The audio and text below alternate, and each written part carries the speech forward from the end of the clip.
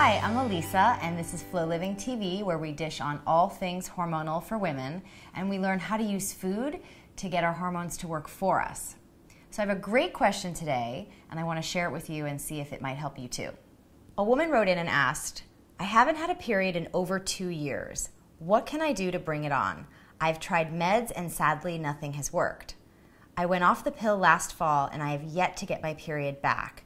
Not even a little spotting. My husband and I are trying to get pregnant. I will do anything to get my hormones back in sync for baby making. Help. I understand your frustration and concern, and it's all too common that women sort of skip their periods for long stretches of time, even though they're not anywhere near their perimenopausal journey.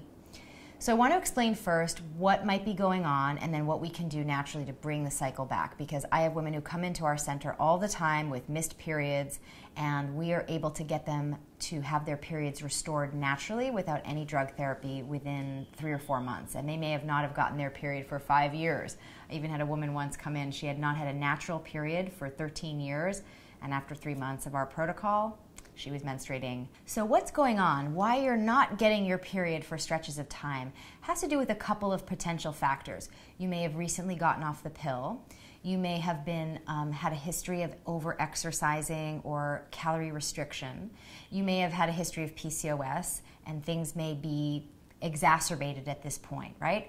And so it's important to figure out where you are on the spectrum and really understand what the underlying reason for your amenorrhea is. That's the technical term for long stretches of missed periods. What's important to appreciate about the cycle and why it's something that you actually can restore naturally is by looking at the biochemistry, right? So everything in the endocrine system functions like a domino effect. Everything has a chain reaction. So if you're not menstruating, and that means that you're not having enough estrogen and progesterone to build up the uterine lining to cause it to thicken and then shed.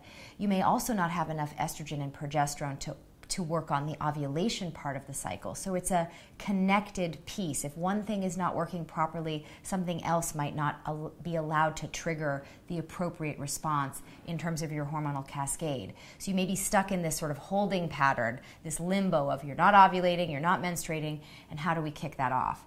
And the good news is, by using foods to increase levels of phytoestrogen and phytoprogesterone, we can start to improve that hormonal conversation and get the cycle back. So here are some of my favorite tips to help you begin the process of bringing your cycle back. And of course, the full protocol addresses all of this, but here are some of my favorite ways for you to get started.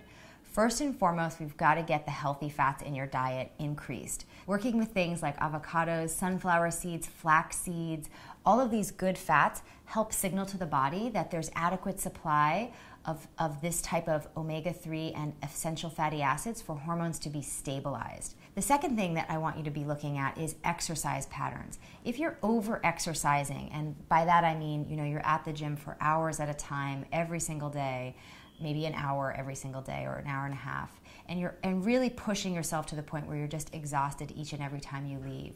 This is something that can be very stressful for the adrenals and cause that excess level of cortisol to be secreted and dampen the production of DHEA. And this will, over time, make it more difficult for your body to get those hormonal signals that will help trigger ovulation and menstruation.